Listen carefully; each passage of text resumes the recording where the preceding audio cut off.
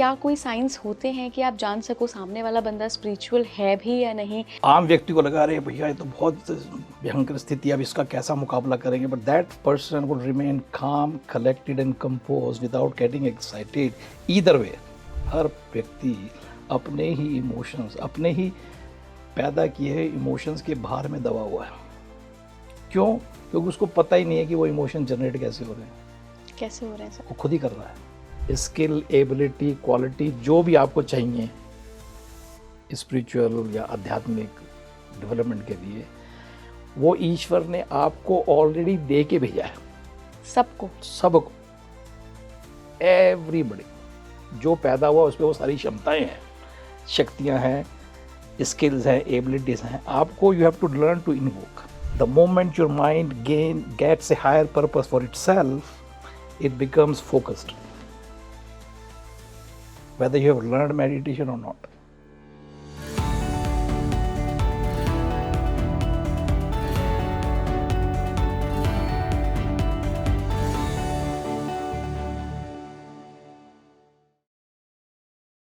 अगर मैं आपसे कहूँ कि आप एक सुपर ह्यूमन हैं तो आपको भी बड़ी हैरानी होगी कि अरे मैंने ऐसा क्या कमाल कर दिया, मैंने ऐसा क्या रॉकेट साइंस का इजाद कर लिया कि मैं सुपर ह्यूमन बन गया। लेकिन ये बात बिल्कुल सच है और आज के इस पॉडकास्ट में हम इसी बात को सिद्ध करने की कोशिश करेंगे, क्योंकि आज जो मेरे गेस्ट जुड़ रहे हैं वो ये दावा करते हैं कि हर इंसान अपने आप में एक सुपर ह्यूमन है। उसको भगवान ने बहुत सारी शक्तियाँ देकर भेजा है, लेकिन सिर्फ ज़रूरत है उनको जागृत करने की। नमस्कार इंडिया, आप देख रहे हैं स्पीकिंग ट्री। मैं हूँ आपके साथ इला गोस्वामी। और देखिए, आज का पॉडकास्ट ना आपको बताएगा कि आपके अंदर कौन सी ऐसी छिपी शक्तियां हैं जो आपको अभी तक पता ही नहीं थी, और साथ में सल्यूशन भी देंगे हम कि कैसे आप उन छिपी शक्तियों को जागृत कर सकते हैं और एक सुपर ह्यूमन की तरह बहुत फ्लॉरिश कर सकते हैं, बहुत जगह आप कमाल कर सकते हैं, चाहे वो फाइनेंशियल लाइफ हो, चाहे आपकी पर्सनल लाइफ हो, चाहे आपकी हेल्थ हो या आपकी स्टडीज़ हो। तो मैं स्वागत करना चाहूँगी अनुपम श्रीवास्तव सर का। सोशल वर्कर हैं, स्पिरिचुअल सीकर हैं, साथ ही ऑथर भी हैं। उनकी कई सारी बुक्स आई हैं और यूथ को बड़े प्यार से, बड़े लॉजिकल अंदाज में स्पिरिचुअलिटी सिखाते हैं। सर बहुत बहुत धन्यवाद आपका जुड़ने के लिए स्पीकिंग ट्री पर। सर, जैसा कि मैंने अपने व्यूअर्स को बताया कि आज हम बात करेंगे कि कैसे आप एक सुपर ह्यूमन हैं, लेकिन आप भूल गए हैं। आपको भगवान ने बनाकर तो भेजा है, लेकिन आप कहीं ना कहीं उस बात से कनेक्ट नहीं कर पाते हो कि आपके अंदर ही वो शक्तियाँ छिपी हैं। तो आज मैं चाहूँगी कि आप हमारे दर्शकों को बताएं कि कैसे वो जागृत कर सकते हैं, साथ ही स्पिरिचुअल पर्सन कौन होता है, कैसे उन्हें पहचान सकते हैं, इस बारे में भी बात होगी। अच्छा प्रश्न है और मैं इसका उत्तर ज़रूर दूंगा, लेकिन इससे पहले जो सुपर ह्यूमन या स्पिरिचुअली मैच्योर व्यक्ति जो होता है उसका व्यवहार कैसा होता है, उसको कैसे पहचानें, उसके क्या लक्षण होते हैं, वो कैसे बनता है, उसके बारे में बात करते हैं। उसके बाद आपको अपने सवालों के उत्तर अपने आप मिल जाएंगे। क्या कोई साइंस होते हैं कि आप जान सको सामने वाला बंदा स्पिरिचुअल है भी या नहीं? क्योंकि जनरली हम ये टर्म बहुत देखते हैं अपने आसपास कि अरे मैं तो बहुत स्पिरिचुअल हूँ। तो ऐसे कुछ साइंस होते भी हैं जो देखकर पता लग जाए कि सामने वाला बंदा जो है वो आध्यात्मिक है? होते भी हैं और नहीं भी होते। देखिए, जो हमको दिखता है वो व्यक्ति का व्यवहार होता है। व्यक्ति का व्यवहार उसके विचारों से जुड़ा होता है। व्यवहार विचार से अलग नहीं हो सकता, क्योंकि विचार जो व्यवहार है वो विचार की अभिव्यक्ति है। और विचार जो होते हैं मेरी अपनी धारणाओं से बनते हैं, मेरे जो विश्वास है, मेरी मान्यताएं हैं। तो जो आपने प्रश्न पूछा कि जो स्पिरिचुअली मैच्योर व्यक्ति है या जो सेल्फ रियलाइज पर्सन है, जिसको गीता में स्थित प्रज्ञ क्या है, उसको हम कैसे पहचान सकते हैं, ये प्रश्न आपका है। प्रश्न सवाल का जवाब तो बड़ा सुंदर है, सुंदर से और सरल भी है कि उसके व्यवहार से आप पहचान सकते हैं। तो व्यवहार कैसा होता है? जो स्थित प्रज्ञ व्यक्ति है, जो इंग्लिश में स्पिरिचुअली मैच्योर कहते हैं, स्थित प्रज्ञ व्यक्ति जो होता है वो विचलित नहीं होता है किसी भी परिस्थिति में, चाहे लाभ हो या हानि, विजय पराजय, कोई भी, जितनी भी आप देखोगे मन जो है हमारा, जो मन हर परिस्थिति को, हर जो हमारी सेंसरी स्टिमुलस है उसको द्वैत में कन्वर्ट करता है। तीसरे में नहीं करता, दो में ही करता है। सही गलत, लाभ हानि, जय विजय पराजय। अब होता क्या है, अगर आप अपने इंटरनल सिस्टम को अगर समझें, जो मैं लोगों को समझाने का प्रयास करता हूँ कि मुझे किसी बात का दुख क्यों होता है, वो इसलिए होता है क्योंकि मैंने उस बात को दुखी मतलब दुखदायक मान लिया, डिफाइन कर लिया कि कोई परिस्थिति, मैंने कहा अरे ये तो बड़ी दुखदायक जैसे the moment my mind defines a situation painful, वैसे ही मेरे अंदर जो है करस्पॉन्डिंग इमोशंस जनरेट होते हैं। उसी स्थिति को आप सुखदायक कह दीजिए, आपके अंदर करस्पॉन्डिंग इमोशन जनरेट हो जाएंगे, तो you will feel it is happy occasion और it is sad occasion. By itself there is nothing peaceful और पेनफुल और प्लेजरेबल। तो जो स्थित प्रज्ञ व्यक्ति होता है वो स्थिर रहता है किसी भी परिस्थिति में। तो ये एक बड़ा सरल सा एक साइंस मान लें, साइन मान सकते हो। जो आप देखोगे जो व्यक्ति होता है, चाहे कितनी भीषण परिस्थितियां हों, कितने आम व्यक्ति को लगा रहे भैया ये तो बहुत भयंकर स्थिति है, अब इसका कैसा मुकाबला करेंगे, but that person would remain calm, collected and compose without getting excited either वे। ना दुखी परिस्थिति में जो लोग लग रही है दुखद परिस्थिति है उसमें वो दुखी दिखेगा, और जो वो लग रहा है कि सुखद परिस्थिति है उसमें वो एक्साइटेड नहीं दिखेगा। तो फिर तो सर इमोशंस ही नहीं हुए। नहीं, इमोशन है, इमोशन कंट्रोल में नहीं है। जो स्थित प्रज्ञ व्यक्ति है उसका कंट्रोल है। जैसे रथी, आपने देखा है गीता का रथ जी, उसमें क्या दिखा है, उसमें 4 घोड़े हैं, वो किसके हाथ में है? कृष्ण के। कृष्ण के हाथ में है। तो अगर कृष्ण के हाथ में वो लगाम ना हो तो उस रथ की क्या अवस्था होगी? भागता चला जाएगा, भागता जाएगा, पता नहीं कौन सी इवेंचुअली दिशाओं में हाँ किसी दिशा में जाए और कौन सा एक्सीडेंट होगा और आपकी उसमें मृत्यु हो जाएगी। तो इसी प्रकार से अगर इंद्रियों को घोड़ों पे लगाम ना हो तो वो जीवन का नाश कर देते हैं, जो आजकल हो रहा है। हर व्यक्ति अपने ही इमोशंस, अपने ही पैदा किए हुए इमोशंस के भार में दबा हुआ है। क्यों? क्योंकि उसको पता ही नहीं है कि वो इमोशन जनरेट कैसे हो रहे हैं।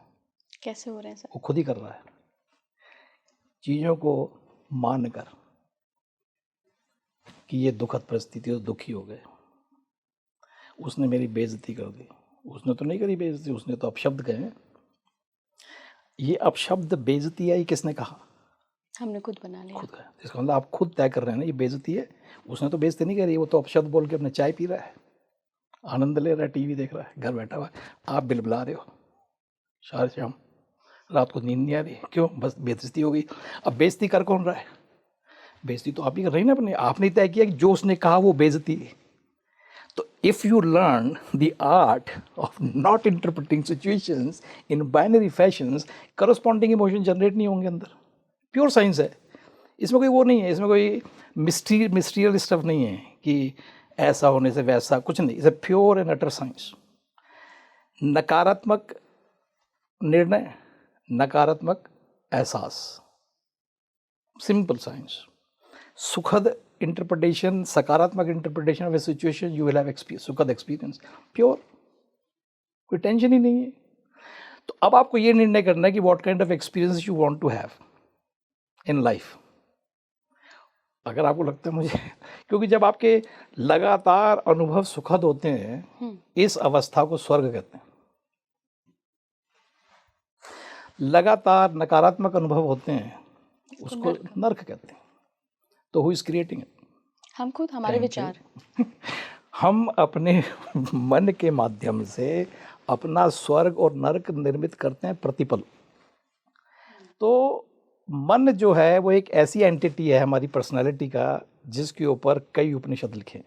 मन एक ऐसी एंटिटी है जो हमारे सारे दुखों का कारण है, और एक ऐसी एंटिटी है या वस्तु है जो हमारे सारे दुखों का निवारण है।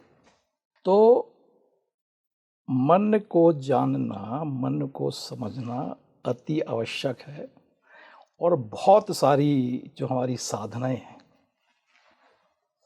जब मैं साधना कहता हूँ तो जो आजकल के उसमें परिवेश में जो सब चल रहा है मैं उनका रेफरेंस नहीं दे रहा हूँ, मैं जो रिकमेंडेड साधनाएं हैं तो उसमें मन को साधने का के ऊपर बहुत जोर। अब आपने मेडिटेशन शब्द सुना होगा, it's a heavily misunderstood word. अभी मैंने शुरू होने से पहले हम लोग की जो चर्चा हो रही थी उसमें मैंने एक जिक्र किया था पतंजलि अष्टांग योग। पतंजलि अष्टांग योग एक ऐसा पद्धति है कि जो सारा जो हमारा साहित्यिक वांग्मय लिटरेचर है उसका निचोड़ है। तो महर्षि पतंजलि ने 8 स्टेप्स में पूरा प्रैक्टिकल एप्लीकेशन उसका बता दिया। स्पिरिचुअलिटी का, how do you make your life happy, satisfying and fulfilling, ठीक है ना। तो पहले के 5 चरण बहिरंग साधना के लिए, एक्सटर्नल प्रैक्टिसेस, और जो बात के 3 उसके जो स्टेप हैं जिसमें धारणा, ध्यान और समाधि 3 लोग आते हैं, तो वो 3 they are internal practices. But what are the internal practices of? मन को अपने वश में करना, मन को प्रशिक्षित करना ताकि वो करे जो आप चाहते हो, और उसको एकाग्र रखना जितनी समय तक आप चाहें तब तक। तो मेडिटेशन उसका इंग्लिश वर्ड है। ध्यान का मतलब होता है कि आप अपने मन को केंद्रित कर पाने में सक्षम हो गए।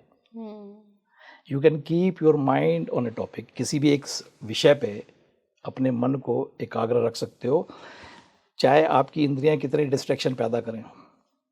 तो धारणा कहते हैं। धारणा की सस्टेन्ड अवस्था जो होती है, यानी कि एक समय तक अपने मन को केंद्रित रख पाने की अवस्था, जो मन स्थिति है, उसको ध्यान कहते हैं। तो ये एक स्किल है। अब होता क्या है कि भाई आई एम मेडिटेटिंग फॉर 20 ईयर्स, है क्यों भाई? ये मतलब ऐसा हो गया कहना कि I am learning to drive for 20 years. ये कैसे हो गया? It sounds like that. तो अगर आप समझे कि मेडिटेशन तो एक स्किल है। अगर आपने कोई स्किल प्राप्त कर ली तो आप स्किल का इस्तेमाल करो ना। आप उस स्किल को 20 साल तक सीखते रहोगे क्या? So I am meditating every morning for 20 minutes. क्यों भाई? Why are you doing it? मेरा सवाल है कि आप ऐसा क्या करते हो मेडिटेशन में जो आप तक अभी तक नहीं कर पाए? भाई मेडिटेशन तो एक सिंपल सी आपकी स्किल है कि you have to learn to, अपने आप को, अपने मन को साधने की एक विद्या है। जब आपने अपने मन को साध लिया, आप सधे मन को काम पे लगाओ ना। वो काम कब चालू होगा? जिसके लिए ड्राइविंग सीखी है, तो ड्राइविंग चालू कब होगी? For what you are learning to meditate, जो आपने मेडिटेशन जिस कार्य के लिए सीखा है, वो कार्य कब शुरू होगा? वो इसलिए शुरू नहीं होगा क्योंकि मेडिटेशन करने से ना पहले ना बाद में पता ही नहीं था उसका उद्देश्य क्या है। सर किसी ने कह दिया कि मेडिटेट करना है तो बस मेडिटेट कर रहे हैं। हाँ, मेडिटेशन इसलिए लोग करते हैं, जब मुझे नहीं पता क्यों करते हैं, लेकिन जब उनसे पूछो क्यों करते हो, कहते हैं शांति मिलती है। तो मेरा सवाल ये है कि मिली क्या? हाँ, उनके मुताबिक कुछ क्षण भर की मिल जाती है। मिली?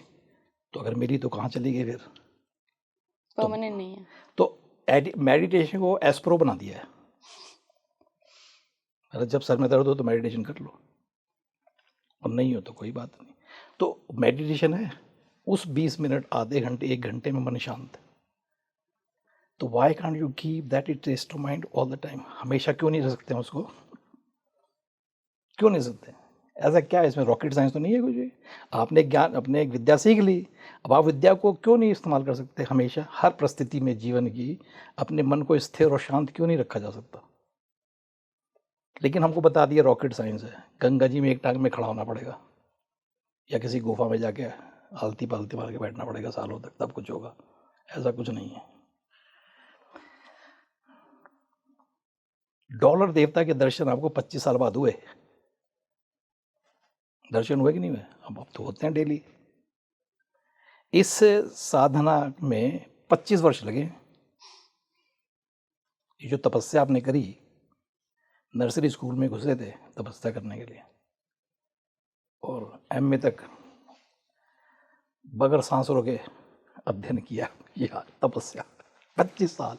Boring activity every day, going to school every day without getting bored. Bore नहीं हो रहे, जा रहे हैं, पास हो रहे हैं, फेल हो रहे हैं, कंपार्टमेंट अरे कोई मतलब नहीं, फिर चल दिया स्कूल उठ के।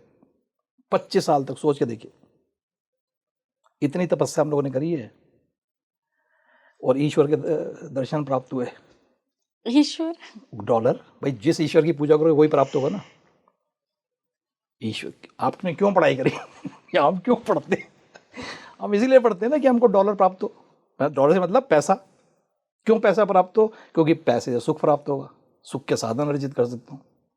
यही तो फिलॉसफी है ना। कंडीशनिंग है, फिलॉसफी तो नहीं है सर, कंडीशनिंग है। ये जो एजुकेशन सिस्टम की फिलॉसफी है, ये जो अभी चल रहा है, ये जो पाश्चात्य वो है ना प्रणाली शिक्षा की, उसका तो यही है।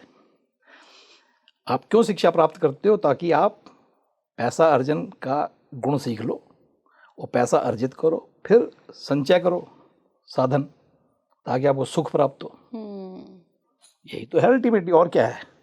बाकी समाज की सेवा करूंगा और ये करूंगा, हमने तो देखा नहीं आज तक किसी को समाज सेवा करते हुए पैसा कमाने के बाद। 2-4-5% करते हूँ, बट दैट डज नॉट, वो रिफ्लेक्ट नहीं करता फिलॉसफी को।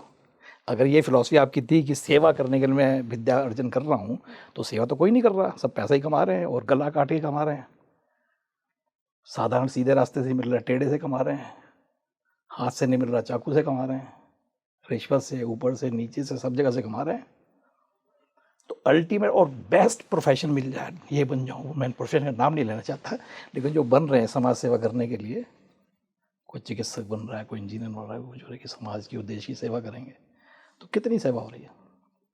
तो जिस प्रकार से ये साधना करी 25 साल, लोगों को लगता है किताब पढ़ के ज्ञान प्राप्त हो जाएगा। कैसे हो जाएगा भाई? उसके लिए we have to practice a mind जो ट्रिलियंस ऑफ ईयर्स से आउट ऑफ कंट्रोल चल रहा है, इंद्रियों के दबाव में इस 24 घंटे बाहर घूमता है। आपका इस पे कोई नियंत्रण नहीं है, आपको कोई ज्ञान है नहीं इस विषय में, ना दिया गया, ना स्कूल में, ना कॉलेज में, ना कहीं पे। ज्ञान की पुस्तकें हम इसलिए नहीं पढ़ते क्योंकि ये दकियानूसी और बेकार के लोगों का काम है ना। क्या करेंगे रामायण पढ़ के? तो वहाँ से भी पता नहीं चल रहा। और सारा का सारा लिंच पिन, जिसको इंग्लिश में एक शब्द है लिंच पिन, कि सारे जीवन के शांति और सुख और शांति का जो सार है वो इसी में है। तो सर ऐसा कह सकते हैं कि जो लोग स्पिरिचुअली एनलाइटेंड सोल होते हैं जी, उनके अंदर ये मन को काबू करने, अपने हिसाब से मन को चलाने की शक्ति आ जाती है कहीं ना कहीं। नहीं आती बाती नहीं है, वो शक्ति विद्यमान है, बस आप जागृत कर आप लेते उसको हैं। जागृत कर लेते हो। मैंने इसमें एक चैप्टर में लिखा है अपनी पुस्तक में कि जो भी आपको स्किल, एबिलिटी, क्वालिटी जो भी आपको चाहिए स्पिरिचुअल या आध्यात्मिक डेवलपमेंट के लिए, वो ईश्वर ने आपको ऑलरेडी दे के भेजा है। सबको, सबको, एवरीबडी, जो पैदा हुआ उस पर वो सारी क्षमताएं हैं, शक्तियां हैं, स्किल्स हैं, एबिलिटीज़ हैं। आपको you have to learn to invoke. और वो ऐसा नहीं है कि आप पहली बार करोगे मुझसे बात करने के बाद या किसी और से बात करने में, ऐसा नहीं है। इन शक्तियों को आप कई बार ऑलरेडी जागृत कर चुके हो और इसका इस्तेमाल कर चुके हो पास्ट लाइफ्स में। नहीं, इसी लाइफ में भाई। आपको मालूम नहीं है, वो मैं आज आपको बताऊंगा आपने कैसे किया। कैसे? आपने कोई परीक्षाएं पास करी हैं? हाँ, बहुत सारी करी हैं। अक्सर क्या होता है, नॉर्मल रूटीन ये होता है कि जब फाइनल परीक्षाएं आती है ना, उसके 2 या 3 महीने पहले हम सीरियस होते हैं। हाँ। अरे यार परीक्षा आ रही है। उससे पहले के जो 9-10 महीने रहते हैं, उसमें हमारे लिए और सब चीज़ें जो हैं चिंता का विषय होती हैं। फ्रेंडशिप, फैशन, खाना पीना, मॉल, ये पार्टी, फलाना, ये सब चीज़ें हमारे महत्व की होती हैं, हमारी प्रायोरिटीज़ होती हैं। पढ़ाई अगर समय मिल जाए तो कर लेते हैं, स्कूल कॉलेज तो जाते ही हैं, बट पढ़ाई इज़ नॉट द प्रायोरिटी। 3 महीने पहले आपको लगता है यार अब 3 महीने रह गए, करना पड़ेगा कुछ। Thought arrives in your mind कि I am looking at my final exam और मेरे को कम से कम इस साल डिस्टिंक्शन तो लेनी ही है। ये एक विचार मन में उत्पन्न हुआ। The moment this thought arrives in you, आपके साथ क्या होता है? आपकी सारी दिनचर्या बदलना चालू हो जाती है। सुबह 4 बजे उठने शुरू हो जाते हो, रात को लेट होना शुरू होते हो। ब्रेकफास्ट में क्या बन रहा है, लंच में क्या बन रहा है, कौन आ रहा है, कौन जा रहा है, आ भी रहा है कि नहीं भी आ रहा, यू आर नॉट बॉदर्ड किसकी पार्टी, किसका बर्थडे, किसका शादी, किसका वो। धीरे धीरे करके ये सब चीज़ें जो है they go out of your priority and your mind becomes focused on study, revision and more study and more revision. All you're thinking about is what to study, when to study, how to, किससे पूछूं, किससे सलाह लूँ, को teacher से phone करूँ, जाके मिलूँ, फ्रेंड से मिलूँ। all the time एक ही विचार मन में, पढ़ना पढ़ना और पढ़ना। Why? Because your mind is focused on a higher purpose. The moment your mind gets a higher purpose for itself, it becomes focused, whether you have learned meditation or not. ये nature है, स्वभाव है मन का। The moment you find a higher purpose in life, it becomes focused. 2016 से पहले अगर मैं किसी पुस्तक के पेज बगैर सोए पढ़ लूँ तो ये एक अपने आप में अचीवमेंट होती थी मेरे लिए. Now I write hundreds of pages in a go. आप ही हैं वो same person? Same. What wasn't able to, जो नहीं कर पा रहा था, अब जो कर पा रहा है वो एक ही व्यक्ति है. वो अज्ञानी था, इसको थोड़ा सा ज्ञान हो गया, थोड़ा सा, पूरा नहीं, थोड़ा सा ही. ज़्यादा की आवश्यकता सर है. आपकी इस बात से मैं ना टोटली बिल्कुल ऐसे मुझे फील हो रही है वो बात. उसका रीज़न ये है सर कि मुझे मेरी अपनी ही लाइफ का एक पर्सनल एक्सपीरियंस याद आ रहा है. जो आपने कहा कि आपके अंदर ही शक्तियाँ हैं, ऐसा नहीं है कि कोई साधना करने से आ जाएंगी या गीता पढ़ने से आ जाएंगी, उपनिषद पढ़ने से आ जाएंगी. है बस आपको उसको इन्वोक करना है. मैं ग्रेजुएशन लास्ट ईयर में थी, साइंस की स्टूडेंट थी. 2 साल से किसी को फर्स्ट आते हुए देखती थी कि शॉल वॉल उड़ाया जाता है और बड़ा मन कचोटता था कि यार मैं क्यों नहीं आ पाती हूँ. तीसरे साल में ऐसी तैयारी करी, वही मैं थी, वही किताबें थी, वही सब्जेक्ट्स थे, जी, जूलॉजी बॉटनी, लेकिन ऐसी तैयारी करी कि हो गया बिल्कुल. और अभी भी लगता है कैसे हो गया. देखो, अगर आप इसको अद्भुत मानते रहोगे तो ये अद्भुत बना रहेगा, लेकिन इसमें अद्भुत कुछ नहीं है. कुछ भी अद्भुत नहीं है. अद्भुत कोई चीज़ अद्भुत क्यों होती है? क्यों वो अद्भुत चीज़ हो रही है, लेकिन क्यों हो रही है हम इसको नहीं जानते. मैजिक, बिल्कुल. मैजिक क्यों मैजिक लगता है? क्योंकि उसको रीजन नहीं पता हम है. नहीं समझते कि ये जो हमको दिख रहा है ये हो कैसे रहा है. हो कैसे रहा है. आइंस्टीन भी कहते थे इस बात के बारे में. Magic is basically science, but you don't know how it happens. बिल्कुल. You don't know how it happens, hence it is magic for you. तो ये सब चीज़ जो अद्भुत लगती हैं और दूसरे उसकी लगती हैं प्लेन की, नथिंग, बिकॉज वी आर, हम लोग अनभिज्ञ हैं, इसलिए वो अद्भुत लग रही हैं. जान जाएंगे तो अद्भुत नहीं लगेंगी. अब जैसे आपने अभी अनुभव शेयर किया, 2018 दिसंबर में एक 11 वर्ष की बच्ची वॉज रिफर्ड टू मी. क्यों रिफ़र की गई? वो 11 वर्ष की बच्ची स्ट्रेस में थी. मुझे तो इस बात से स्ट्रेस हुआ कि वो स्ट्रेस में है बेचारी. स्ट्रेस में 11 वर्ष की बच्ची, 5वीं क्लास की बच्ची स्ट्रेस में है. अभी समझिए, मुझको तो इस बात को सुन के बड़ी चिंता हो गई. और स्ट्रेस का मतलब क्या होता है मुझे 11 तो साल पता के नहीं था. बच्चे के लिए. जब मैं 27 वर्ष की उम्र में इंग्लैंड गया था, पहली बार मैं कॉन्शियसली अवेयर हुआ था ये स्ट्रेस शब्द से. हमको तो मालूम ही नहीं था ये शब्द होता. एनीवे, बिसाइड्स दी पॉइंट, वो लड़की क्यों स्ट्रेस थी? क्योंकि चौथी के फाइनल एग्जाम में उसके 80% नंबर आए थे. और जब से वो 5वीं में आई, लगातार उसकी जो परफॉर्मेंस थी वो ड्रॉप हो रही थी और 55-60 से ऊपर जा नहीं पा रही थी. That was the cause for her concern. ये उसका कारण था चिंतित होने का. तो जब वो मेरे पास आई तो मैंने उससे बात करी और मुझे समझ में आ गया कि इस बच्ची के साथ क्या करना है. अब मैं उसको अध्यात्म तो सिखा नहीं सकता 11 साल के बच्चे को. तो उससे मैंने छोटे छोटे अभ्यास करवाए और अब उसकी परीक्षाएं थी फरवरी एंड मार्च में, 2 महीने बाद. तो मैंने उसको 7-8 बार उससे मिला वीकली बेसिस पे, उसको थोड़ा सा अभ्यास करवाए.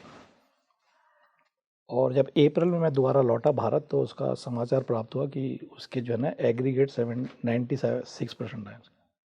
2 मंथ्स में नॉट 60 ना ला पाना से 97 लाना. और अभी रिसेंटली मैं उससे मिला बच्ची से, तब वो 11वीं क्लास में है. हर साल वो ऐसी नंबर लाती है. सुपर ह्यूमन बना दिया आपने उसको. नहीं, हम सब हैं, हम सब हीरे हैं धूल में पड़े हुए, क्योंकि हमको इससे फुर्सत नहीं है घंटी बजाने से. मैं ये सब चीज़ें सही नहीं है. ये बहुत अच्छी, बहुत ज़रूरी चीज़ें हैं. सब जो पूजा पाठ पद्धति हैं, ये असेंशियल एक्टिविटीज़ हैं.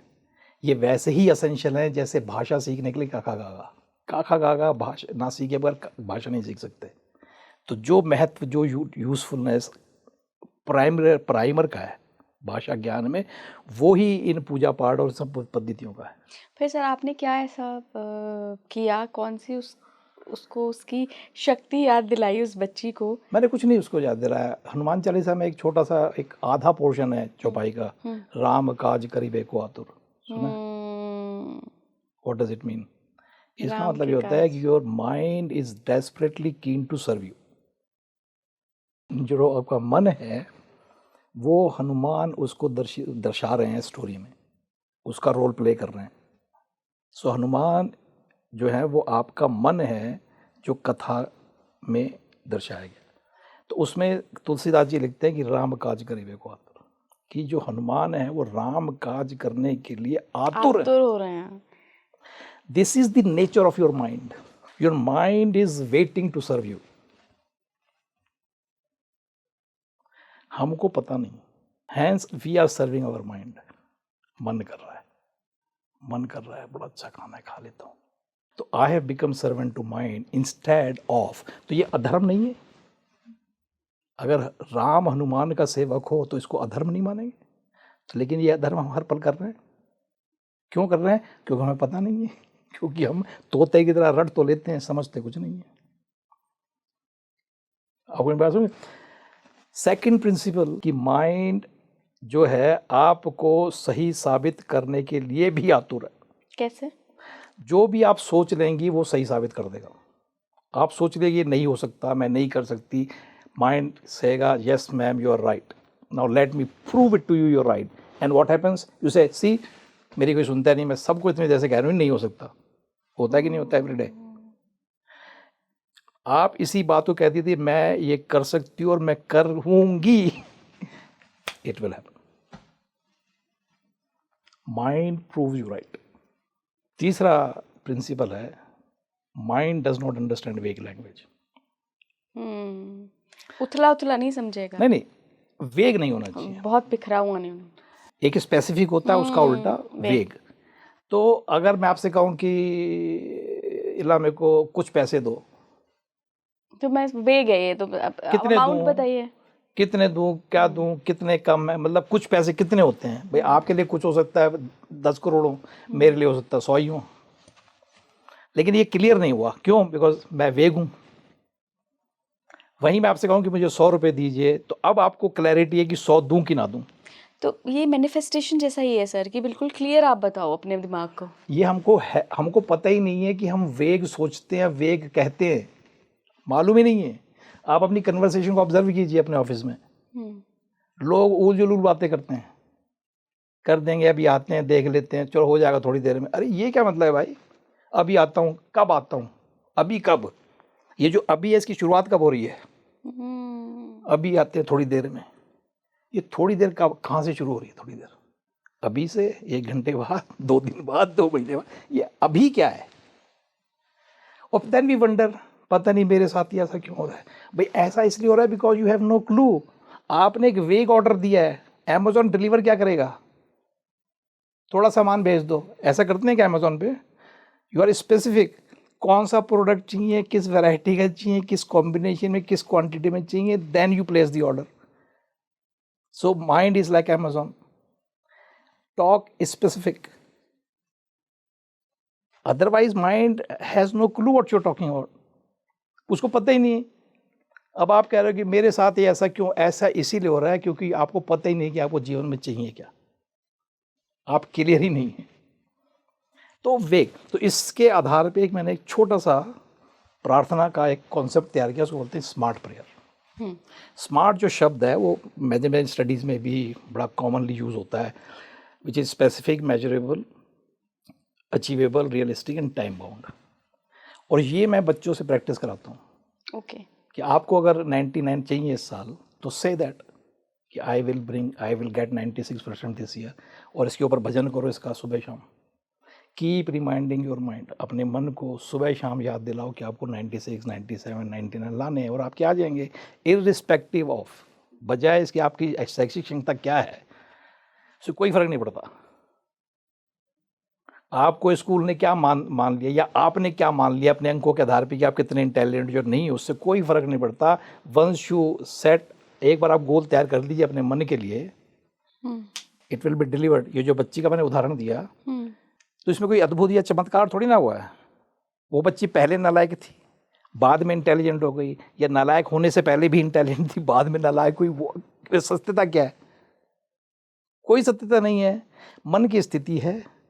मन ने मान लिया कि मेरे साथ कोई प्रॉब्लम है, तो प्रॉब्लम होने लगी। मन ने उन सब विचारों को त्याग दिया, तो क्लैरिटी हो गई, तो 96 आ गए। तो बच्चों से इसका अभ्यास कराओ, मैं गारंटी दे सकता हूँ, कोई भी लक्ष्य हो वो प्राप्त हो जाएगा। बच्चों के, आई थिंक बड़े लोग भी इसका अभ्यास कर सकते हैं। मेरा इसलिए क्योंकि मेरा मैं जो चाइल्ड सोशल वर्कर रहा हूँ पूरी ज़िंदगी, तो मैंने बच्चों के साथ, युवाओं के साथ काम किया है। और मुझे आध्यात्मिक क्षेत्र में लगता है कि जो बुजुर्ग हैं वो अपने उसमें तौर तरीकों में सेट हो चुके हैं, उनसे कुछ कहो तो उनको समझ में नहीं बहुत दिक्कत से आता है। बच्चे रॉ मटेरियल हैं और उनको धार्मिक जो ज्ञान है उससे वंचित रखा है सिस्टमेटिकली, कॉन्स्टिट्यूशनली इस कंट्री में, क्योंकि धार्मिक शिक्षा विद्यालयों में नहीं दी जा सकती हिंदुओं की, बाकी आप किसी की भी दे सकते हो। तो उसकी वजह से कोई इसमें दोषी नहीं है, लेकिन हमारे यहाँ ही नहीं, अब क्या कर सकते हैं। हम जो भी करते हैं हमें ही नहीं पता हम क्यों कर रहे हैं। तो मैंने ये सवाल बच्चों से पूछा कि तुम हिंदू हो? हाँ जी। तो मैं क्या हिंदू क्यों हो? What makes you Hindu? मतलब आपको हिंदू, क्या आपको हिंदू बनाता है? साइलेंट। पूरी कंट्री में मैंने कोई 40-50 विद्यालय गया मैं, और बच्चों से, मतलब सेकेंडरी वाले बच्चे, 11वीं-12वीं के बच्चों से सवाल पूछा। अब उनको नहीं पता इस बात का जवाब। इस बात का जवाब किसी को नहीं पता, बच्चे तो बच्चे हैं। फिर मैंने कहा दिवाली क्यों मनाते हो? तो उसके 2 जवाब हैं प्रचलित। भगवान राम वापस आए, अधर्म पर धर्म की जीत। हाँ, अच्छाई की बुराई पे विजय। तो मैं कहा इसके अलावा कुछ और पता हो तो बताओ। हाथ नीचे, पिन ड्रॉप साइलेंस। तो मैं उनको फिर वार्निंग देके घर भेजता था। मैंने कहा अपने माता पिता से मत पूछना बेटा घर जाके, क्योंकि अगर 2-3 बार लगातार पूछ लोगे तो कान के नीचे चांटा मारेंगे तुम्हारे पिताजी। वो इसलिए क्योंकि उनको भी नहीं पता, और तुमको परेशान कर रहा है पूछ के। उनको इसलिए नहीं पता है कि उनके पिताजी को भी नहीं पता था। जब से वाल्मीकि की डेथ हुई है किसी को नहीं पता, क्योंकि हम ग्रंथ को लपेट के उसकी पूजा करते हैं। बिल्कुल सर, एक और सवाल मेरे मन में आ रहा है, चूँकि आपने बताया कि कैसे अपने अंदर की जो छिपी हुई शक्तियाँ हैं, उसको मैं शक्तियाँ ही कहूँगी क्योंकि हम सबके अंदर हैं, वो कैसे जागृत करें। तो कई लोगों के मुँह से मैंने ऐसी प्रेडिक्शन सुनी है कि आने वाले समय में 2090 के बाद और भी उससे आगे आने वाले लगभग 100 साल बाद जो इंसान होगा वो सुपर ह्यूमन बन जाएगा। क्या आप इसका रीज़न एक ये भी मानते हैं कि जो कॉन्शियसनेस है वो हमारी बहुत अपलिफ्ट हो जाएगी, और जो ज्ञान आज आप दे रहे हैं, आज आप बता रहे हैं कि आपके अंदर ही वो शक्तियाँ हैं, वो कहीं ना कहीं लोगों में वो स्पिरिचुअलिटी बढ़ेगी और कॉन्शियसनेस बढ़ेगी, तो हम एक ह्यूमन से सुपर ह्यूमन की जो गैप है वो पार कर पाएंगे? ठीक है, जिनको आप सुपर ह्यूमन कहती हैं, जैसे बैटमैन, फ्लाना मैन, ये सब ना, नहीं मैं तो आइंस्टीन को सुपर ह्यूमन हाँ, कहूंगी, आइंस्टीन, मतलब वो व्यक्ति हाइजेनबर्ग को जो एक कहूंगी। ऐसा कार्य कर रहा है, एक व्यक्ति जिसने ऐसा कार्य किया जो मुझको अद्भुत प्रतीत हो रहा है। हाँ, साइंस के लिए तो किया ही है। जो मर्जी करो, नहीं मैं वो नहीं कह रहा कि उन्होंने जो किया गलत किया, जी जी। मैं कह रहा हूँ मुझको वो चीज़ अद्भुत, मैं अपना व्यक्तिगत अनुभव की बात कर रहा हूँ, किसी भी व्यक्ति के अनुभव की बात कर रहा हूँ, उसको अद्भुत कोई चीज़ क्यों लगती है? क्योंकि उसको लगता है वो ऐसा नहीं कर सकता। हाँ बिल्कुल सर, ये तो है ना?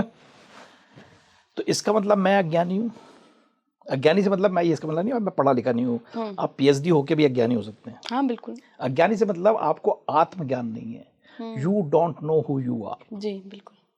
जब ये प्रश्न पूछा जाता है तो कितना ही भीषण पढ़ा लिखा व्यक्ति हो, कितनी पीएचडी ले रखी हो, इस प्रश्न का उत्तर नहीं दे सकता। क्वेश्चन इज हु एम आई, मैं कौन हूं? तो इसका जवाब में वो क्या करेगा? अपने शरीर को इंट्रोड्यूस करेगा, अपने मन को इंट्रोड्यूस करेगा, या अपनी बुद्धि को इंट्रोड्यूस करेगा। लेकिन मेरा प्रश्न है भैया आप कौन है?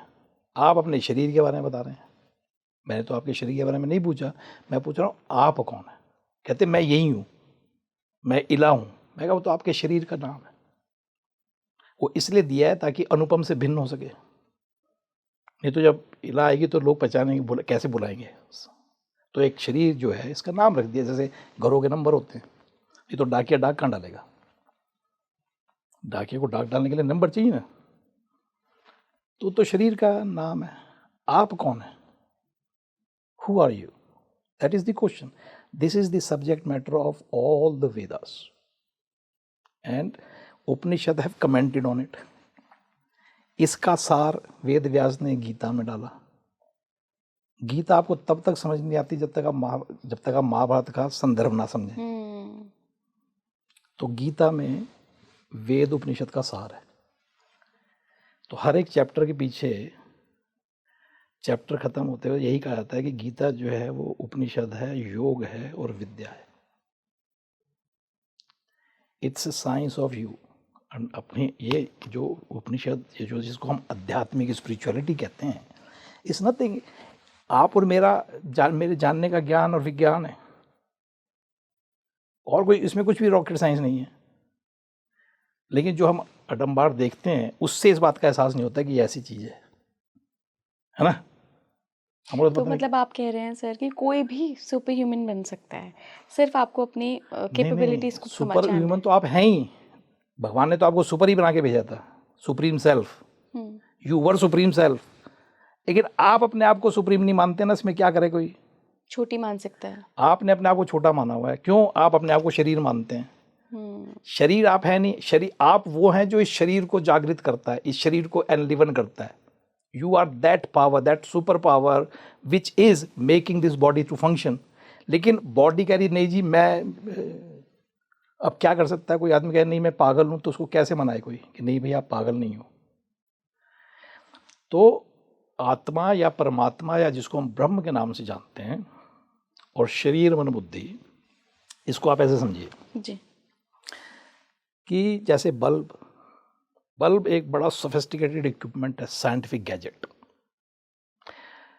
To produce light. Bulb light produce करता है। तो क्या बल्ब लाइट प्रोड्यूस कर सकता है अपने आप? नहीं कर सकता। ये इक्विपमेंट है, it is design to do a function, but it only function when it is connected to electricity, not otherwise. ये जो इलेक्ट्रिसिटी है, ये वो सत्ता है जिसके कारण सारे विद्युत उपकरण चलायमान होते हैं। जी जी। इसके अलावा नहीं हो सकते। इतनी शक्तिमान होने के बावजूद भी ये किसी भी उपकरण का कोई कार्य नहीं कर सकती अपने आप। Electricity by itself can not produce light. Electricity needs bulb. इसीलिए भगवान को भगत का ही आवश्यकता होती है। वाह सर। मजेदार वाली बात है। तो यही रिश्ता है भगवान और इंसान के बीच। बहुत बहुत गहन बात कह दी सर आपने। तो गीता के दूसरे अध्याय के श्लोक 29 की इंटरप्रिटेशन में एक सेंटेंस मेरे गुरुदेव ने लिखा था। उसमें इन्होंने लिखा कि God forgetful of his own glory is man, man aware of his own glory is God. थोड़ा सा हिंदी में भी हिंदी में समझाता हूँ, उदाहरण देके समझाता हूँ। जैसे मान लीजिए एक शुद्ध लिलिन का कपड़ा लीजिए, है ना, कपड़ा है, साफ सफ़ेद सुंदर कपड़ा है, उसमें कोई मल नहीं है ना। जब यही कपड़ा मल एकत्रित कर लेता है अपने ऊपर तो मलिन हो जाता है, अशुद्ध हो जाता है। इस मलिनता को सेल्फ एफर्ट से जब आप इसको धो के पोंछ के इसका मल निकाल देते हैं तो ये कपड़ा जो है दोबारा से शुद्ध हो जाता है ना। तो एक कपड़े की अवस्था थी अशुद्ध, एक थी शुद्ध। इन दोनों चीजों में कॉमन क्या है? कपड़ा। कपड़ा वॉज नेवर टू। अशुद्ध गॉड इज मैन। अहम ब्रह्मास्मि। और जो शुद्ध है, शुद्ध मनुष्य ईश्वर है। तो ये दो चीज नहीं है, इसमें द्वैत नहीं है। आपने तो यहाँ तो अद्वैतवाद एकदम ऐसे हाँ, चुटकियों में समझा दिया। हाँ, तो ये इसमें द्वैत नहीं है। मैं मानता हूँ, मैं अपने आप को मलिन, जो मेरी मलिनता है उसको मैं आइडेंटिफाई कर रहा हूँ। तो मेरे सारे जीवन में दुख हैं। जिस दिन मैं अपनी शुद्ध सत्ता से आइडेंटिफाई करने लगूंगा, मेरे सारे दुख दर्द समाप्त हो जाएंगे, है ना। तो इसलिए मैं कहता हूँ ये रॉकेट साइंस नहीं है। लेकिन चूंकि हम पढ़ते लिखते नहीं हैं, हमें पढ़ाया लिखाया जाता नहीं है, हमको जानते मानते नहीं, तो छोटी छोटी जीवन की परिस्थितियां समस्याएं हो जाती हैं, छोटी छोटी। How can you talk to me? अरे what different does it make how people are talking? Let them talk. Why are you bothered? भाई कौन क्या कह रहा है, कैसे कह रहा है, वो उसकी प्रॉब्लम है भैया, आप उसकी प्रॉब्लम अपने ऊपर क्यों ले रहे हो? You can't talk to me like this. क्यों? I can talk to anybody like any way I want. How can you stop me? मैं गाली दूं, गलौची करूं, जो मर्जी करूं, अपशब्द बोलूं, हाउ कैन यू स्टॉप मी? लेकिन मेरे गाली गलौच करने के बाद आप उसको क्या लेती हैं, वो आपके पाप कर्म है। पाप कर्म क्या होता है? जो जैसा है उसको उसके अलावा अपने हिसाब से मान लेना, वो पाप कर्म है। सर फिर बात यहाँ पर ये भी आती है कि व्हाट अबाउट क्रिमिनल्स? व्हाट हाँ, अबाउट उनका फॉल्टी इक्विपमेंट हो गया ना, तो उनको भी माफ कर देना चाहिए। उनको क्या, वो तो जो उनका जो व्यवहार है वो दंडनीय है, व्यवहार तो दंडनीय है ना। लेकिन हमारा क्या होता है कि हम व्यवहार और व्यक्ति को अलग नहीं कर पाते। We throw the baby with the bath water, एक इंग्लिश का फ्रेज है जी जी जी, कि दोष व्यवहार में है, रिजेक्ट व्यक्तियों कर दिया। आप सही कह रहे हैं कि अगर शुरुआत से ही ये नॉलेज और इस तरीके से अगर बच्चों को चलाया जाए तो व्यवहार और व्यक्ति दोनों ही सही रहेंगे। अब ये देखिए आपके डे टू डे लाइफ में भी ना, बच्चे ने गलती करी, I hate you for this. Hate बहुत स्ट्रॉन्ग वर्ड है सर, और हम कहते हैं मुझसे बात मत करो। क्यों? I don't like what you did. अरे भाई, why can't you separate two things? I love you but I hate your behaviour. Wow, इसमें क्या रॉकेट साइंस है? थोड़ा सा सोचना ही तो है। लेकिन हम अपने मानसिक दबावों में इतने दबे हुए हैं एज पेरेंट्स, हमको अपनी ही चिंता है कि मेरा बच्चा मेरे से प्यार करता है कि नहीं करता। तो लल्लो चप्पो में लगे पड़े रहते हैं सुबह से लेकर शाम तक। बच्चे अपनी एस्थेसी करा रहे हैं, उनके गुण दोष दिख ही नहीं रहे, कुछ भी कर लें। तो ये बहुत बड़ा टॉपिक है, बिल्कुल बिल्कुल। उसको हमेशा नदी के किनारों की तरह इसको, क्योंकि किसी भी फील्ड में आप चले जाओ, अल्टीमेटली मैं आपसे जैसे मैंने कहा था ना, मूल तत्व इतना ही है। बच्चों को कोई गीता वही वो पढ़ लें, अच्छी बात है, अगर उनका रुचि है पढ़ लें, लेकिन मूल तत्व यह है कि अगर उनको हल्का सा आत्मज्ञान करा दें, ज़्यादा कराने की आवश्यकता नहीं है, हल्का सा उनको आत्मज्ञान हो जाए और उसके माध्यम से उनको जो अपने भौतिक लाभ होने शुरू हो जाए कि मेरे अच्छे नंबर आ गए, मेरे IAS पास हो गया, मेरा टॉप हो गया, मैं पैसा अर्जित कर रहा हूँ, उसके सबके बावजूद भी मैं प्रसन्न चित्त हूँ। पैसा हो चाहे ना हो, लेकिन मुझे फर्क नहीं पड़ेगा। ना मैं बहुत ज्यादा खुश हूँ, क्योंकि मेरी ना मैं बहुत ज्यादा दुख हूँ। किसी के होने या ना होने पर निर्भर टिकी है नहीं है। तो उस प्रसन्नता को पहचानना, वो प्रसन्नता तब पहचानोगे जब आपको पहचानोगे क्योंकि ये मेरा प्रसन्न अपना व्यक्तिगत स्वरूप है। आपने एक शब्द सुना होगा, बड़ा कॉमन शब्द है, हर आदमी ऐसे ही बोल देता है, सत्य चित्तानंद। Satya is the truth, reality, who I really am. Chit is my consciousness which is coming from my reality. Ananda is my swabhav, ananda is my nature. I am the source of happiness, I am the fountain, जैसे कहते हैं ना, ये expression है, I am the fountain of happiness. आनंद मुझसे उत्सर्जित हो रहा है, मैं वही हिरण हूँ जो दौड़ रहा हूँ। क्यों? मैं जानते नहीं कि मैं ही स्रोत हूँ, मैं ही आनंद का स्रोत हूँ भाई। मुझे कहीं जाना नहीं है वैष्णो देवी या बद्रीनाथ आनंद के लिए, वैसे जाओ पर्यटन के लिए, पूजा करने के लिए, इट्स फाइन। आनंद की प्राप्ति के लिए आपको कुछ अनुष्ठान करने की आवश्यकता नहीं है। आनंद की प्राप्ति के लिए तो आत्म साक्षात्कार ही जरूरी है, उसके अलावा संभव नहीं। आखिर में सर मैं 2-3 टिप्स लेना चाहूँगी अपने दर्शकों के लिए। जी। एक तो आप सुपर ह्यूमन हैं, खुद को कैसे तलाशें, खुद को कैसे संवारें, कैसे पहचानें, और दूसरा कि कैसे किस परिस्थिति में भी आप हों, आपके चित्त पर असर ना आए, आप बिल्कुल स्टेबल रहें, ना तो बहुत खुश ना बहुत दुखी। देखिए ऐसा है कि आपने टिप्स बोला है, ये इसमें कोई टिप्स नहीं है इंस्टेंट कॉफ़ी की तरह कि घोला और पी लिया और पता चला कि आनंद प्राप्त हो गया। जर्नी है ये।